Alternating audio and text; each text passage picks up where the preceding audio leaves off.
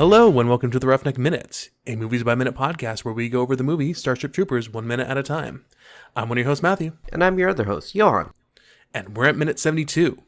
This minute begins with a shot of a small fleet approaching Tango Urilla and ends with Ace saying, "Well." So yeah, we get a nice view of where our fleet from last minute is going. It's going to a planet, as we know, as Tango Urilla. So Rico looks like he's better now. Like a couple seconds in, he's walking around perfectly fine as we, I guess the 3 days is over from his swimmy, tanky, make him feel better pool. Well, I'm not going to give all the credit to modern medicine. I think the kiss from Diz helped boost the healing process. Oh, you think so? That osmosis just went through the glass and just went in there and her germs, helped him out? Or, it's just the presence of Diz that the machines were like, oh my God, we need to make her happy, sped it up. So that's how the 3 days went by. A little bit quicker. It's because they're trying to impress Diz. I was under the assumption that Rico is just like, oh, I do have someone who still likes me. And, his white blood count went up a little higher in his, with the help of modern medicine, of course, his mood lifted and, it's all about, what is it? The mind over matter in terms of injury. Yeah. There you go. And, it's just a good counter interactive point to another We Hate Carmen episode. So it just like immediately went from a We Hate Carmen episode to a We Love Diz episode. So it's just a good balance in that. And yeah, so we get them walking to, I guess, their new billet as well too. They're heading out to meet their new squad because Willie's Wildcats are just gone. They're the only things that left, and it's easier to just disband them and ship them off to a new unit. So my question to you, because you are the one that brought the term billet to me, was the billet kind of like the housing area for all the recruits? Yes. But because this one, it seems like they're all housed kind of in the ship itself. So would it still be considered a billet? I don't think so. I think this is just their crew quarters or something like that as well too, because if they're on a ship, they're mostly just being transported. You don't call, if like a bunch of troopers are on a plane somewhere like to Afghanistan, you don't call that plane a billet.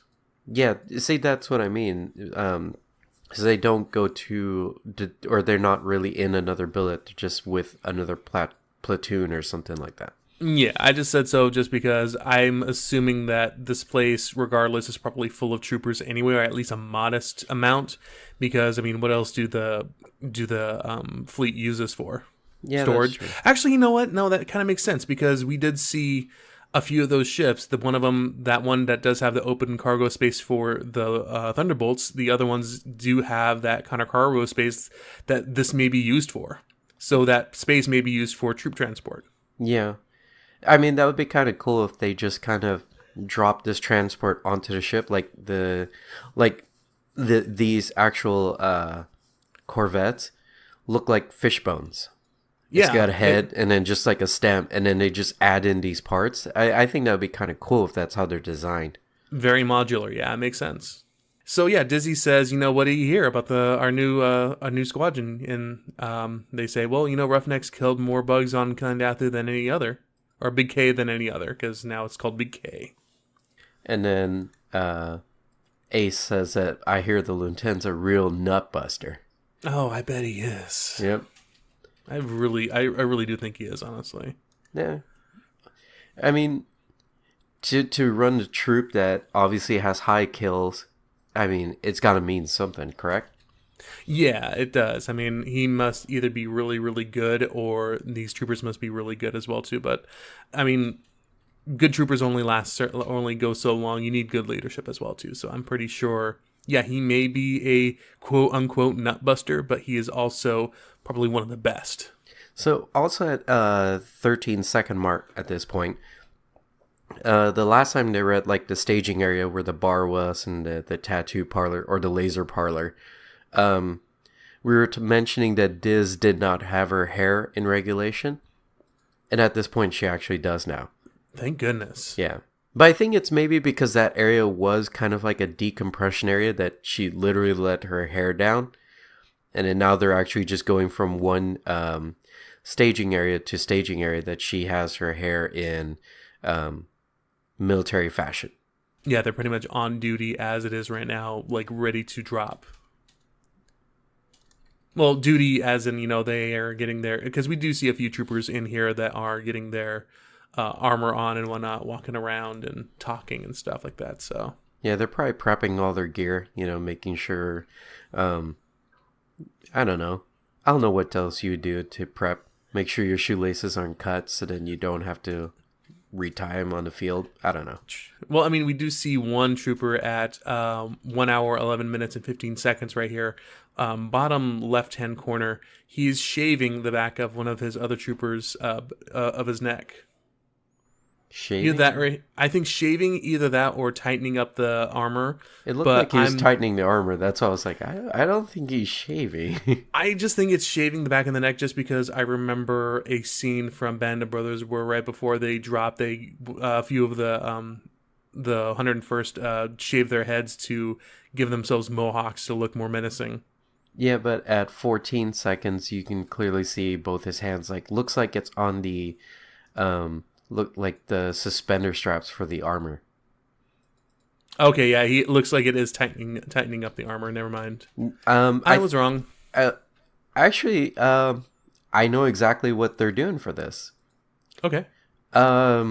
If you've never, I don't know who among our audience is a hockey goalie, but this is something that is very familiar to hockey goalies. So there are straps on the chest protector with the shoulder pads. And then you put the suspenders there and you would strap it down so the suspenders stay with the chest protector. Reason being is so that the armor doesn't shift around as you're moving. Oh. So it looks like he's making sure that the rivets are flushed with the armor so that the suspenders don't move around. Gotcha. So he's just using a hex wrench right now to tighten them up. Most likely. But yeah, this looks exactly like what the goaltender chest protector would use to keep the armor from moving up, mainly like right by the sternum protector. The reason why you would do something like this is when you drop down to the butterfly position, you kind of basically when you lower yourself, your pants right up a little bit. It would hit you in the chin? Yes, the chest protector moves completely up, and it may obscure your vision as you're trying to shoot or prep to shoot. It would, move the butt of the gun a bit, so then your shot wouldn't be true anymore. So you would flush this down, so then you'd have your armor protecting where you need it to be, and it won't be obstructing anything else. That makes a lot of sense. A lot of sense. I'm glad that we cleared that up, because again, I thought he was shaving. Yeah. Well, I contribute every so often. Yeah, good job. Hey, I do something. Hey. I'm important. Well, Rico asks, who's top kick? And we hear a cocking of a Merida. Yep. Look to the right, and we see one of our other protagonists, Sugar Watkins. He is such a bro. Oh, I love it. Like, down to what would be a shark tooth necklace. I think this is a little better than a shark tooth necklace. It's from a bug. It's obviously from a bug. But those ones that had a shark tooth necklace. But the thing is, I think it's better because I don't think he, bought this at the surf shop down on Malibu or whatever. I think he actually took this off of a bug, so it's probably a little more significant than just some bro-y shark tooth necklace. Oh, I know, but it's just so funny, though. It very much is, and, it's a long thing as well, too, so it's very, very just there. Yeah. Hold on a sec. His Merida. Mm-hmm. It's a short-barreled one, correct? No, it's a long-barreled one. Is it? He does have the long-barreled Merida. Yeah, he has it in future minutes as well, too. But on the top of his Merida, there is a rail system. Well, it's revealed later on why he has that system, though. Hmm. But if you look right now at 1 hour, 11 minutes, and 20 seconds, you can see a few bolts and a few washers at the very bottom of the handle right there. Yeah. And that those are going up into the rail system. So it is, I think they kind of short side they so yeah, as we say before, the Maritas, most of the Maritas are either propped or functional Maritas. I think he does have a prop Marita, but they had to, I think they had to screw the rail system into this one, so they drilled the hole in the top and then just attached it in and painted it to make it look as good as possible, like not knowing that two weirdos from 2018 would be looking at this and being like, it's screwed in.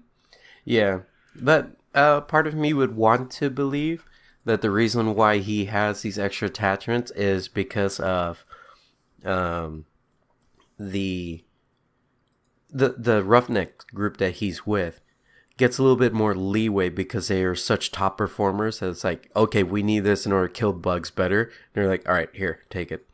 Yeah, well, we do know that Sugar is, Watkins is a sniper. He does have a sniper version of the Merida, which has the long telescopic lens on it. Or, I'm sorry, the telescopic sight on it, that he attaches that rail system to. So, I mean, it does serve a function, but it's one of the only rail systems in the movie. And that's what kind of bugs me about it, just because there should be, I mean, all of these things should have rail systems, or at least, attachment systems on the bottom or something. I mean, they're modular looking at least, but I mean, not as modular as you would think. I thought later on, like, even Rico has one. So Rico does have a lieutenant carbine version, the cut down version. Yeah. But it's not. But that's the thing. I don't think you can modify the standard issue Merida down to the carbine Merida. I think they're two different variants. Just because there's no seam on the front of his gun right now, on the front of the Merida. I'm still at 1 hour, 11 minutes, and 20 seconds right now. Mm-hmm. You see kind of like a gas expelling of like 5 ports on the side of it for like the shotgun, and then 3 on the top for like, I guess, heat dissipation. Yeah. There's no seam besides the one on the bottoms for like any kind of modular, like taking off the barrel or anything. Okay, I see what you're saying. It's just one, big hunk of, as we assume, metal, gunmetal. So yeah, I do think that there are 2 versions of the Merida. One is, the normal standard issue Merida, which is long barrel, and then the carbine Merida, which is a smaller one. Okay. Well, I don't know if it makes sense, but I mean, they can't make just one version, and that's fine. It's kind of like the Mosins. There was 2 different versions completely, even though it's like the same make, same standard issue. They did vary because they were used for specific reasons later on. If you don't have a Mosin or know what that is, it's like a standard issue Russian rifle that was started like in 1938. No. I thought it was like 1919 earlier. Or something. Yeah. No, but the more prominent one from 1938 had the curved bolt. Gotcha. And that's when it started to change a bit. I could be wrong. I would have to look that up. It's been a while since I've looked up the history of the 7.54, which is the caliber. But it was just one of those, like, even like the M1 Garand, like, eventually started to evolve. Even though that was standard issue, they definitely needed something else. They couldn't use just the M1 for long range shots. It had to be changed. And I think that's kind of like why some of the Maritas actually look different for certain things, is eventually like, okay, this one's going to be a specialty for this particular reason. You're going to be using a different rifle altogether.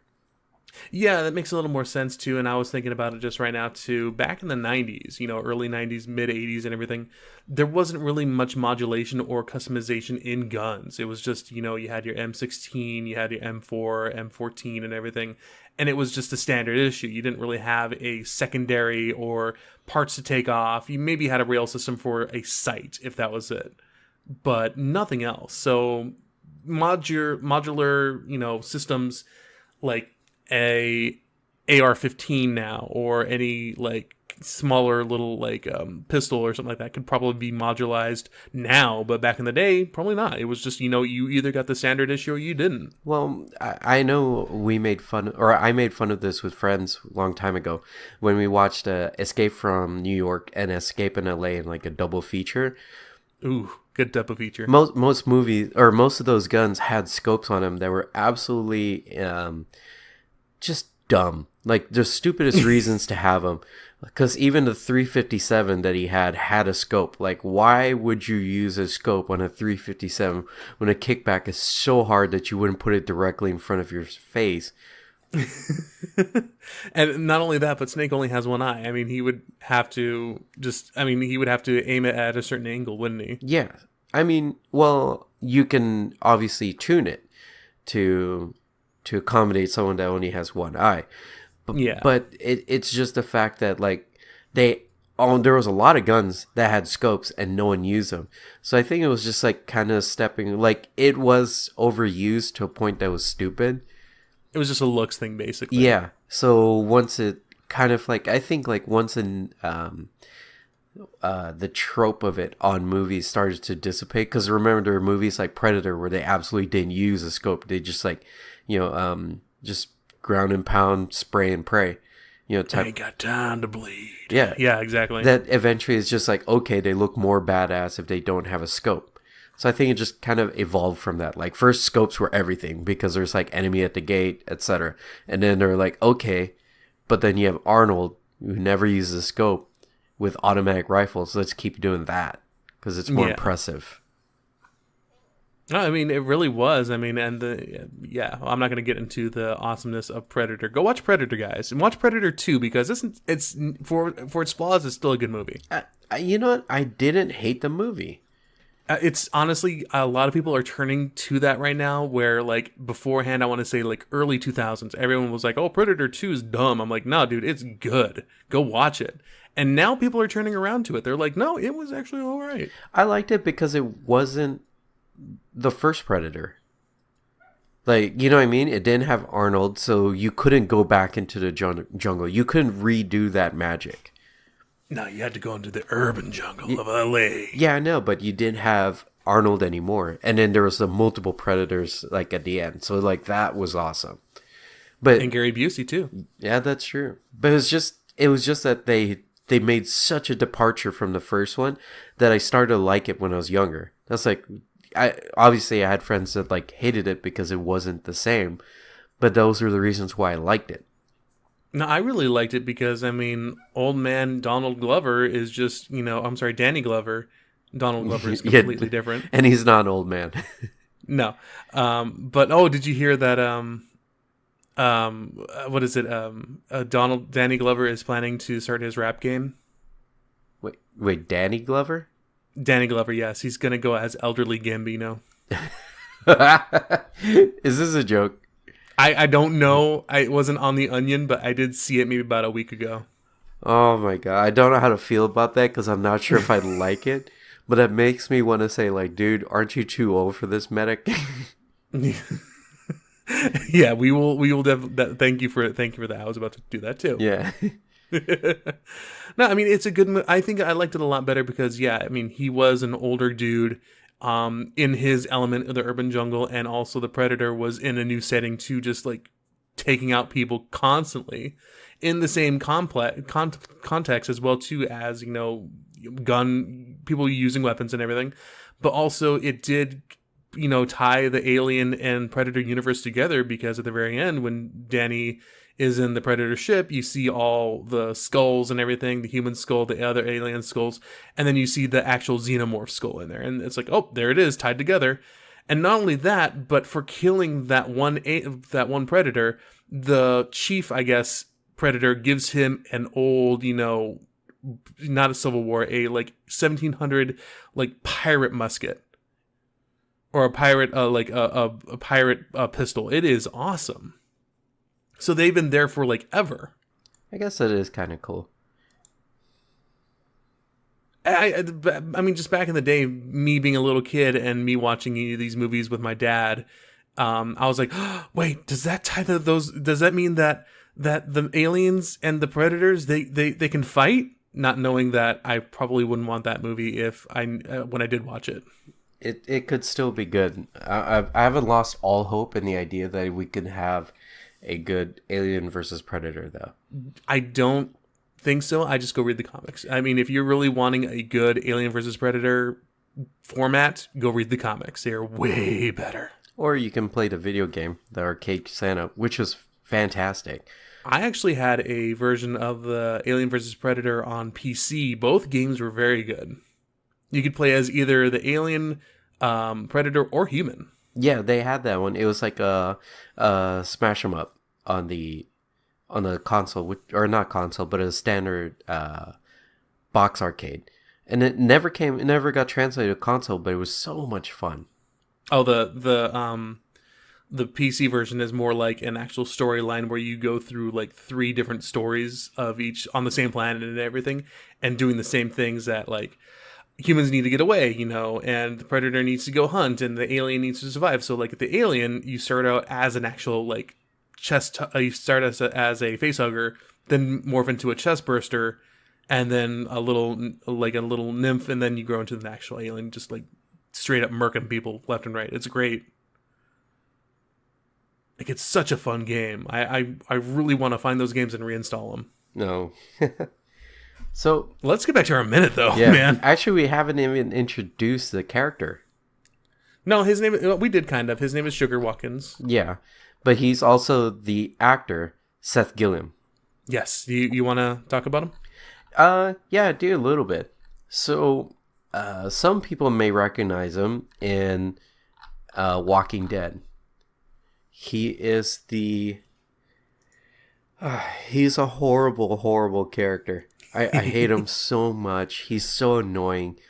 But he's that good kind of hate. Like, oh God, like really. And his name is Father Gabriel Stokes. Mm-hmm. Sometimes you just want to punch him. But then you're like, but he's a priest and he's wearing a collar, so no one's going to do it. Yeah, I mean, I haven't kept up on Walking Dead. I think actually the last time I watched Walking Dead was they were still on their way to Alexandria or whatever the heck it was, the walled city. Or no, I'm sorry. Yeah. The last episode I watched was where Rick got like punched out while in that city because he was acting crazy. Okay. So it was way before Negan and all those other guys. But yeah, he was kind of a whiny dude. Oh, my flock, blah, blah, blah, blah, kind of thing. Yeah, and he murdered, or basically sentenced his flock to death. Yeah, I stopped watching after that point, but just because I just got really tired of that show. And it may be getting really good now, but I mean, they've had all this time to reel me in, and I just didn't anymore. I'm done. Yeah. They're just... It's the same thing with Battlestar Galactica, where they wrote themselves way too heavy into things and now they don't know where to go. True. But there's like one scene in Alexander where he basically sells out his own group, and it really pissed me off. Like, first you're just like whiny, and then now that you know you're safe, you're going to sell out the team that helped get you to the safe area. Like, he's such an annoying character, but I'll give it, the actor does a great job. But God, I hate that character.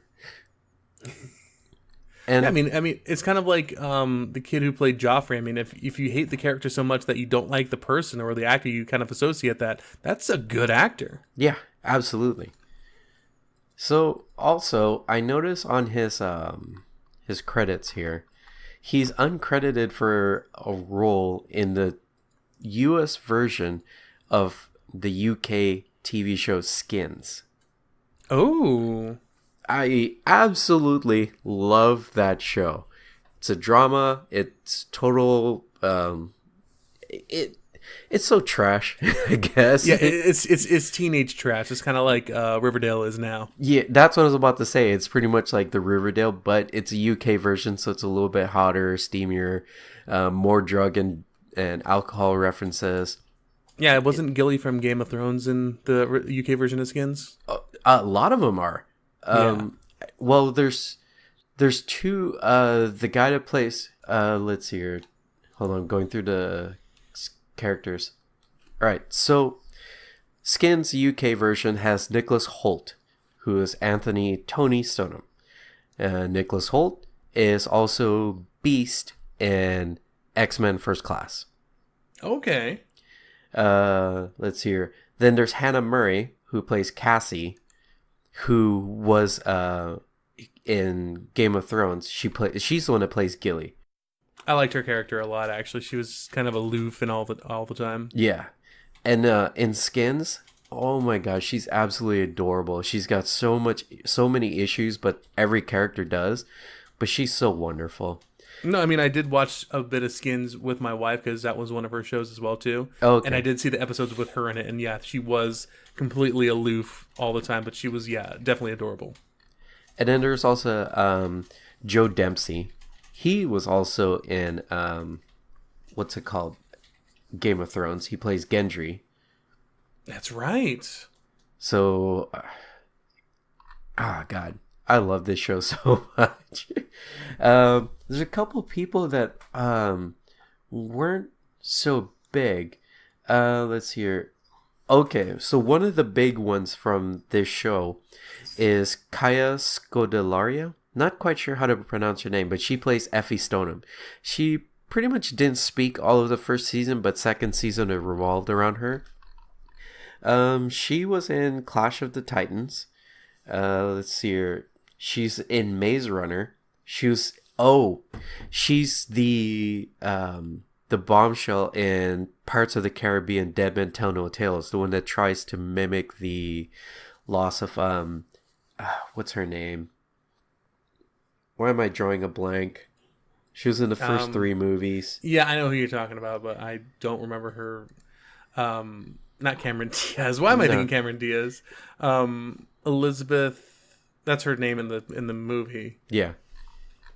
Honey, who's the girl in the first Pirates of the Caribbean movie? Keira Knightley. Thank you. Keira Knightley. Okay.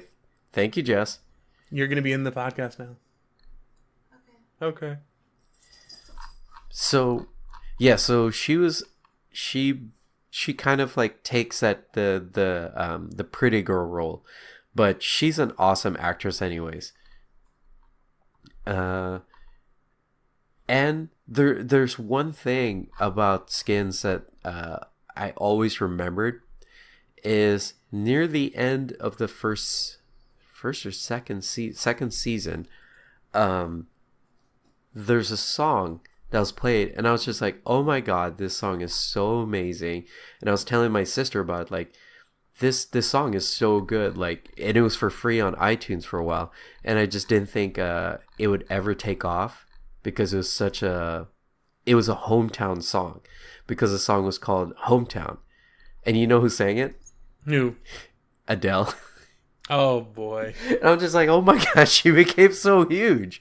But yeah, so she was also featured in that. So Skins, I freaking love Skins. I thought it was so good.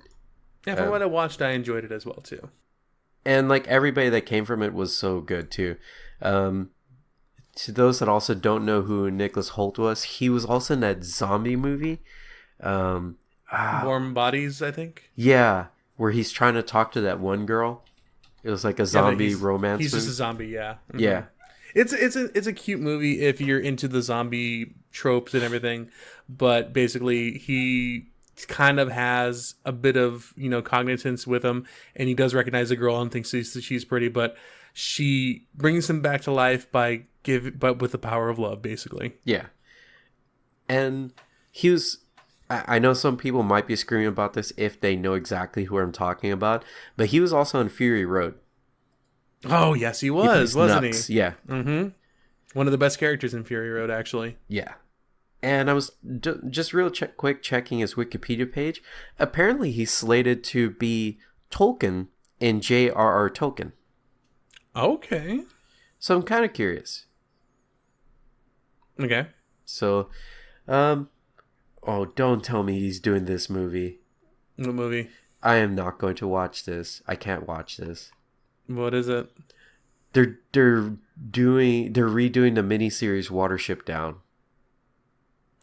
Oh man, I mean, Like, okay, you it's really not bad. can't It's not. If you've never heard of Watership Down, I would suggest looking it up because it is kind of. embrace yourself. Yeah, this is. It's not for. It's a kids movie or kids TV show, but it's definitely not a kids show. It's like think of Secret of Nim, but times like 50. Yeah, it's. It's like Don Bluth kind of scary moments. Like it's if you ever watched Don Bluth movies and you saw that like scary owly looking dude or anything else, think of that, but times 10 constantly in one movie with rabbits. It's not good for kids. Yeah. And I mean, I didn't want to see it when I was little, but I did, and it's really impactful. But I mean, if you're listening to this, if you're watching Starship Troopers, I'm pretty sure you can watch Watership Down and you'll be fine. I still can't get through it. Like it still like just hits me right in the gut, and I can't get through it. I honestly think that's because we saw it when we were little, Yeah. and it brings back that emotional kind of nostalgic thing. But I mean, if someone's watching it now, they'll be like, whatever, man. I guess. I mean, yeah, if you know what it is, don't watch it. If you don't know what it is and you're listening to this and you're like of age around maybe 20 to 50 or whatever the heck, go ahead and watch it. Yeah. Just brace yourself, as I said. Yeah. But to those out there, I would highly recommend Skins if you like kind of trashy TV. I mean, I'm not saying this in a bad way that it's trashy, but it is kind of trashy. It's But super trashy. I love it. I think it's like such a great TV show. But let's kill this tangent and get back to our movie because I think we just spent about 15 minutes Oh yeah. on this. Yeah, That's okay. Oh geez, we spent so much time looking at this. That's fine. So at 11:24, we got the introduction to the next character that's new. It's Angela Brockman. Mm-hmm. I'm not quite sure if I said her name correctly, I think so. or it might be Angela. I'm not sure, but she plays Corporal Birdie. Mm-hmm. One thing I did notice right on her profile, because I had to take a look, had she worked with Verhoeven before? And she had in Showgirls. Mm-hmm. I had never seen Showgirls though. I know certain scenes, but I've never watched it in its entirety. It never interested me at all. Even though it's like, with Elizabeth Berkley, all that good stuff. I don't know. It just wasn't on my list of like need to see movies.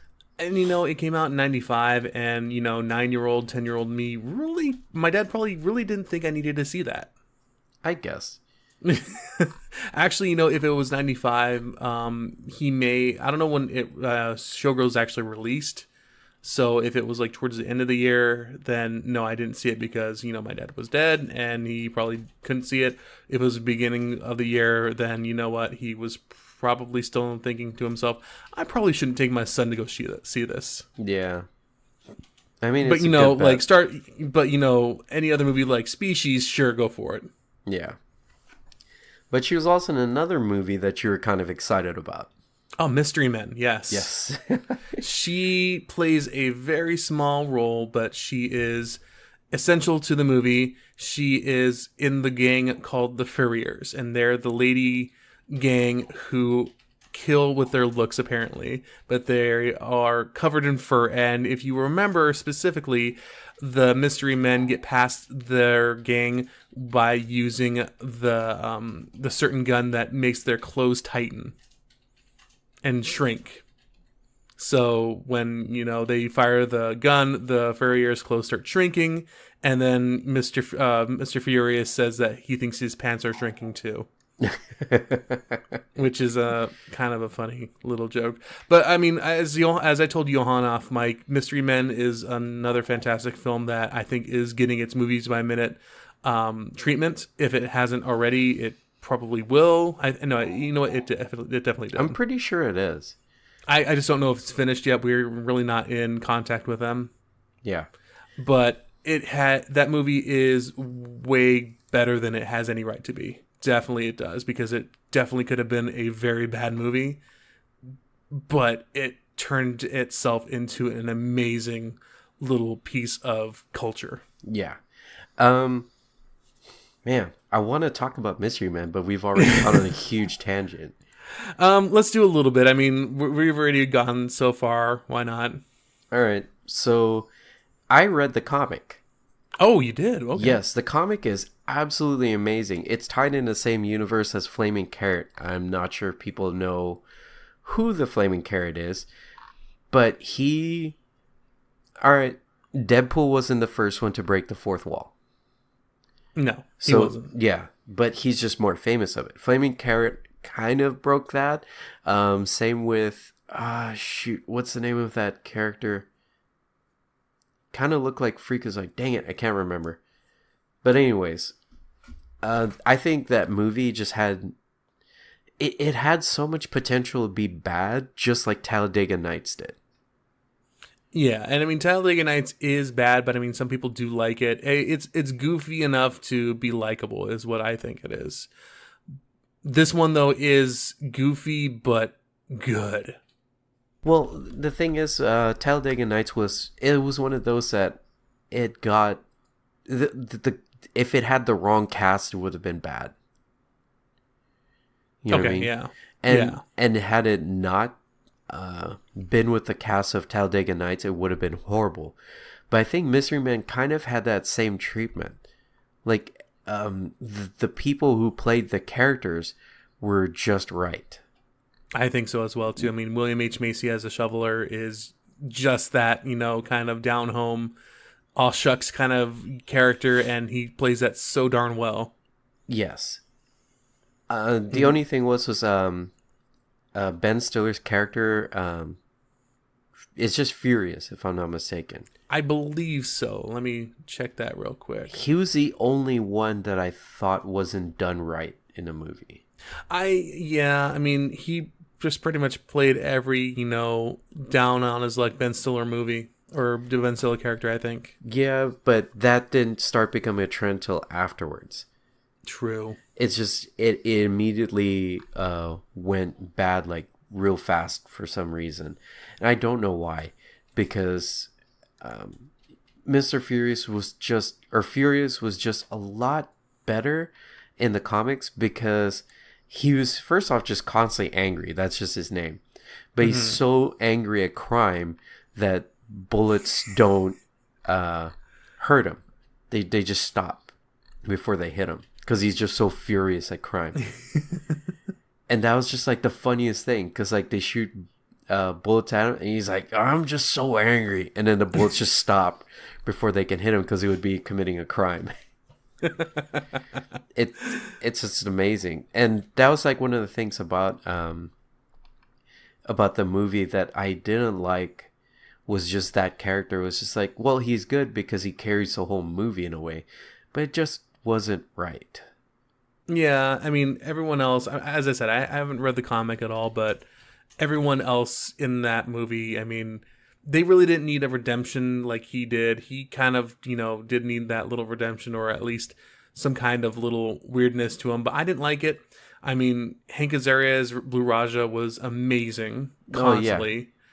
Janine Garofalo, even though I don't really like her as an actress, just blew it out of the water as a bowler. Yeah. Baby bowler. Yeah. Kel Mitchell, I mean, love him as what's his face in Good Burger, and also on Keenan and Kel show. Yeah. And then Paul Rubens was a surprise, because as a kid, I never knew what Pee-wee looked like when he wasn't Pee-wee. I loved Paul Rubens as Spleen so much. He was my favorite character. So for me, it was just so weird to have Pee-wee in a movie and it wasn't Pee-wee. Mm-hmm. Like, it was just kind of mind-blowing to have someone that iconic of a person play something else. Because it felt weird to me as a kid, because I thought, like, when you're an actor, you only play that character type thing. It was a weird thing for me as a kid. Yeah, like they turn it on and turn it off kind of thing. Yeah. And then Wes Studi, I think that's how you pronounce his last name, who is the Sphinx, was also Sagat in a Street Fighter movie. Yes, he was, and he was really good as Sagat. And then also this had iconic things with what's it, All Star, the song All Star Oh yes, with by Smash Mouth. Mhm. And also is the first on-screen appearance of what's his name, the Waffler. Oh, I know he. Gosh, what's his name? Comic. Really bad. Dane Cook. Thank you, Dane Cook. Yeah. So Dane Cook, it was his first credited role as the Waffler. Yeah, And my favorite. I think he also appeared on the music video too. He did. Like right at the beginning. I'm the Waffler. Jeffrey Rush playing Casanova Frankenstein. Actually, my first time seeing Jeffrey Rush. Amazing actor. I love him in this one specifically because he's just so over the top and so villainous as he can be. Eddie Izzard as Tony P. I love that role too. And Tom Waits. Oh, that's right. Yeah, as the dude, as Doc Heller, who he builds non lethal weapons. So It's such a damn good movie. Go watch Mystery Men, please. Why was this movie that good? I don't understand. I think as you said, I think it was the cast. I mean, if any of them were changed or any of them different, it would have just not worked. See, I'm looking at its critical response, and Rotten Tomatoes gave it 60%, which seems about right. Yeah. I mean, it's not a good movie in any sense, but I mean, it's fun. It's weird because it's like at 60%, even in real life, that is just passable. Yeah. Oh, get this. So I was just looking up a little bit more on the IMDb about who was in the movie. Who? Guess who was a frat boy? Who played a frat boy in Mystery Men? Who? Famous blow-up director Michael Bay. Oh, that's funny. Playing a frat boy? That makes sense. Playing a frat boy. But so, Mystery Men was apparently a bomb. Yeah. CeeLo Green was one of the rappers, too. CeeLo Green? CeeLo Green. What? Yeah. Man, this movie is so damn good. Oh my god. This So the Goodie Mob, which considers CeeLo Green in the movie, their role in the movie was a not so Goodie Mob. Yeah. That is just so bad.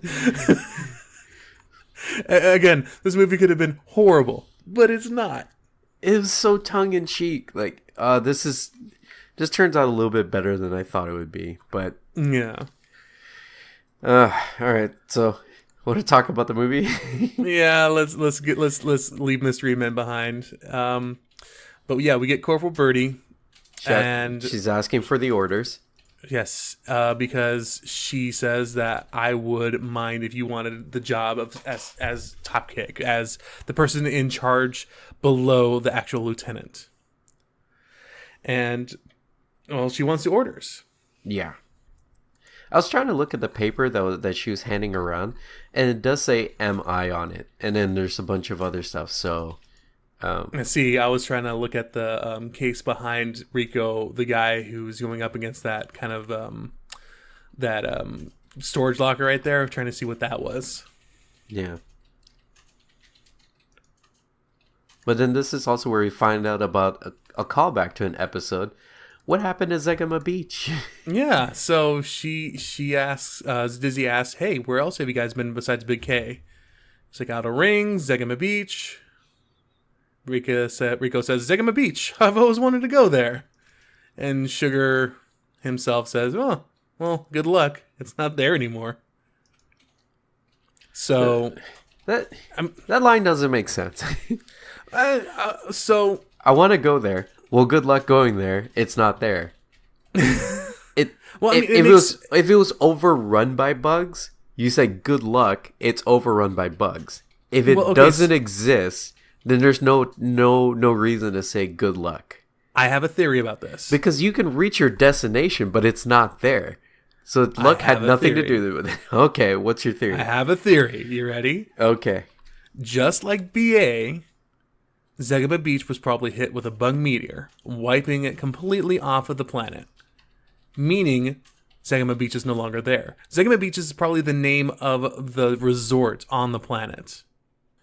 So Okay. yeah, so my idea basically is that the bugs pretty much wiped off Zegama Beach off of the planet Tesca Numerosa, which was the planet that it was on.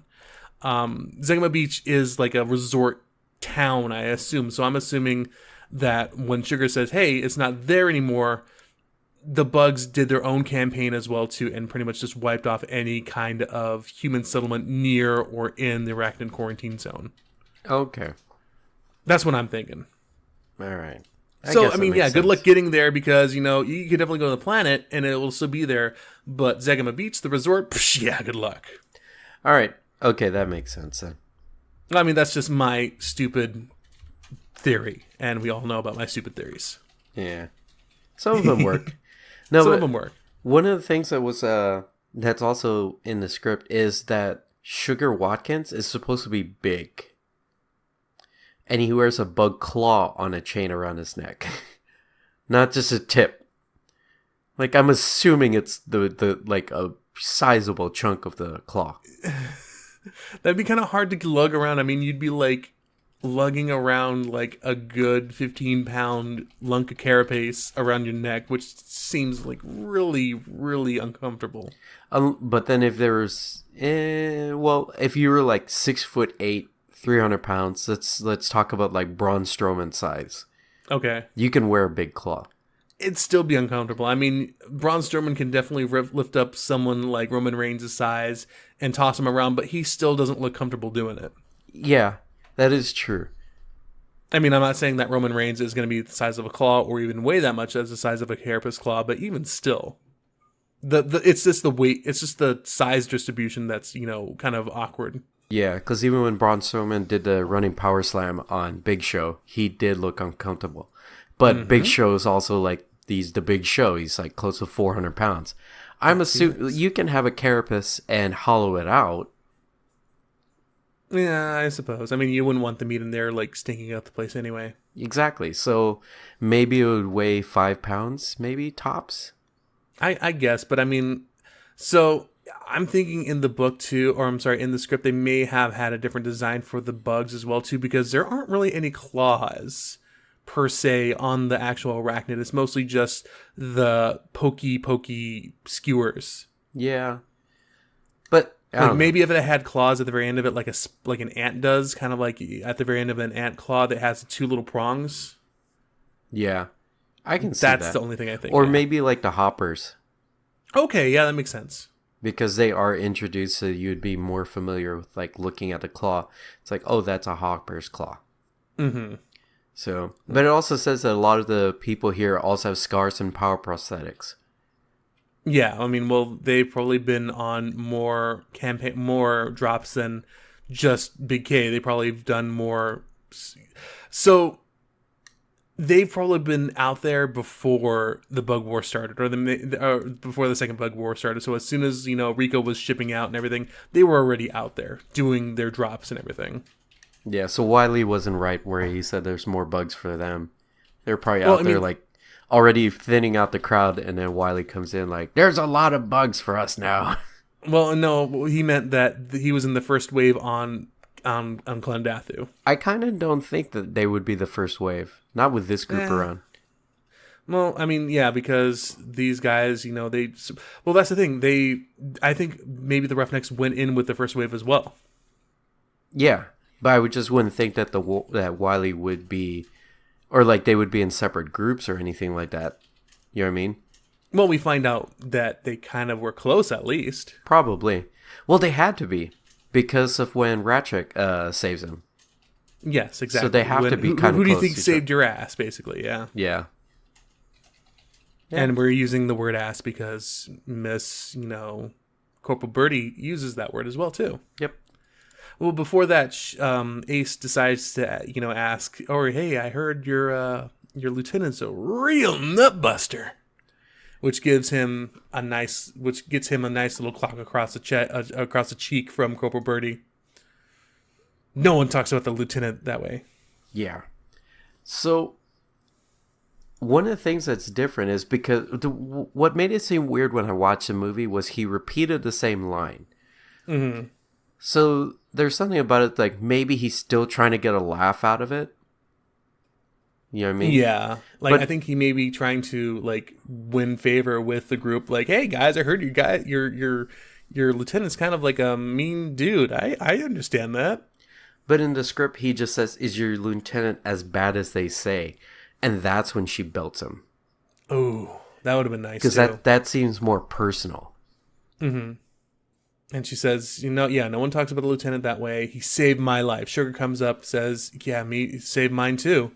As Ace is being lifted up by everyone else as well too, they're like, yeah, he saved mine too, me too. So apparently Lieutenant has been, pretty busy at saving lives.